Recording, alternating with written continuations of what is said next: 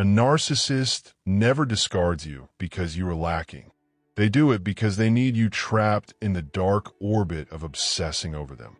The moment they sense you slipping away, when your spirit is tired, your energy is drained, or your intuition begins to whisper truth, they act quickly. They abandon, ghost, or cut you off not as a verdict on your worth, but as a tactic of control. Their goal is simple. Keep your mind fixated on them so you never rise into your own potential. They create the illusion that you can't live without them. Not because it's true, but because they can't live with the idea of losing power over you. What you're feeling right now, the rumination, the ache, the confusion, isn't a sign of weakness. It's the residue of manipulation deliberately designed to pull you into a psychological fog. Narcissists project their own obsession onto you. They're the ones addicted to your light, your empathy, your soul, and they twist that dependence into a weapon. They sense something in you shifting. Maybe you were getting quieter. Maybe your heart was growing tired. Maybe your presence wasn't feeding them the way it once did.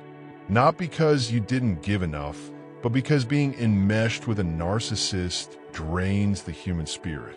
When they see you exhausted, when your supply fluctuates, as every human's naturally does, they panic.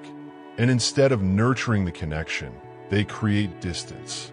Discarding you forces you to chase their approval again. It's a psychological trap meant to make them the center of your emotional universe. But what feels like stagnation is actually your cocoon. What looks like obsession is the mind trying to make sense of trauma. You're not broken, you're in recovery. You're researching, reading, learning, piecing together what happened so you can repair what they try to shatter.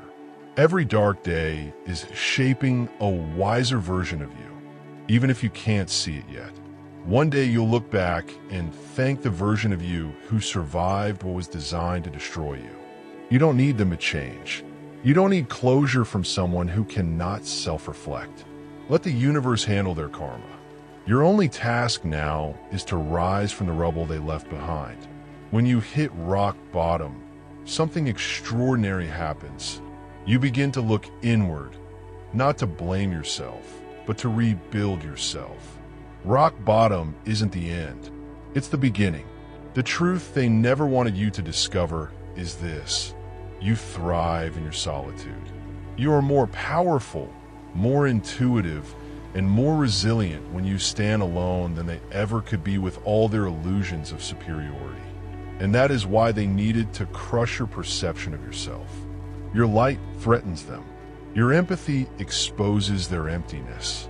Your spirit reminds them of everything they will never be. So don't fall into the lie that they were the answer to your loneliness. You can find company anywhere, but real peace comes from becoming whole within yourself. The discard wasn't a punishment. It was a strategy to keep you spiritually crawling. But you are awakening.